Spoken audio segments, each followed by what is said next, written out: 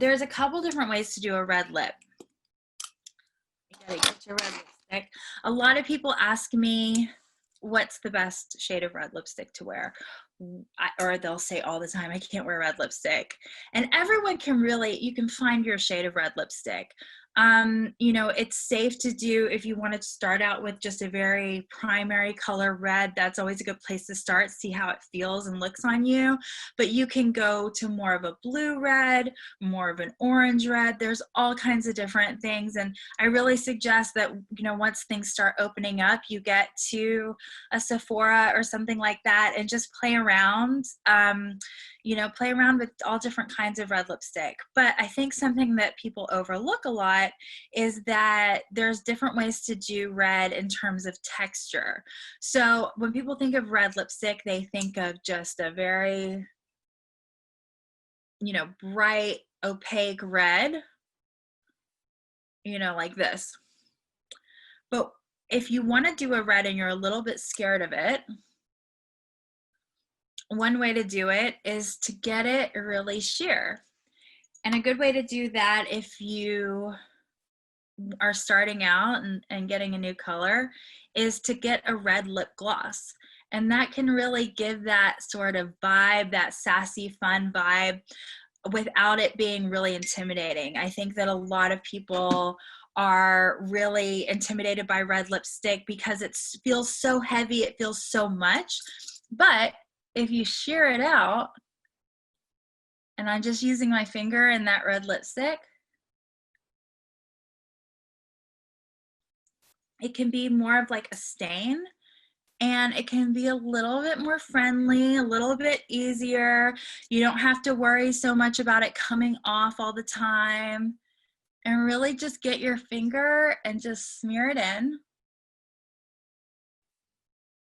And it can give you that kind of sassy vibe, that brighter, more sophisticated, vintage, whatever you associate with red lipstick.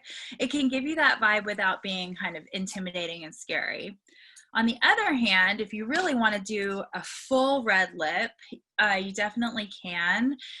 You might want to think about getting a liner. And what I like to do is put on my red lipstick first and then go in with the liner. That's my personal preference. I find that to be really an easy, quick way to do it. That's what I will suggest to my clients if they're kind of new to a red lipstick. But so if you already have, especially if you want to kind of sheer it out like I did to a little bit of a wash, you can go in with your red lip liner and just really define the outer edges. A lot of people ask about drawing their lips bigger. I always do a little bit. I mean, you know, usually if I'm wearing lip liner, I'm gonna go right outside my lip line. That's me personally. And just fill in where there's any unevenness. And then what I like to do is go on these outer edges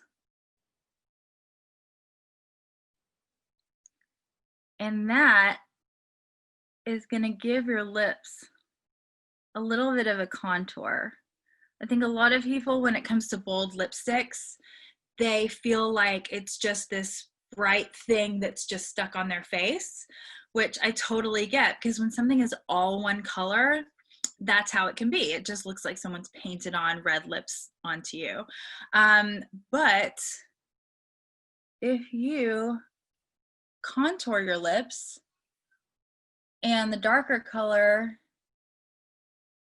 is on the corners here, it kind of anchors the color to your face, and see how it's lighter in the middle? That gives dimension to your lips. So that can be something that can totally change your lipstick game and just make it feel like the lips are part of your face rather than just sort of stuck on randomly. Like kind of, I think people sometimes they feel a little bit clownish with red lipstick if they're not used to wearing it. And this can really, sorry, it's not perfect, but you get the idea. This can really make it more that it's part of your face and more flattering too, and also make your lips look a little bit plumper. All right, so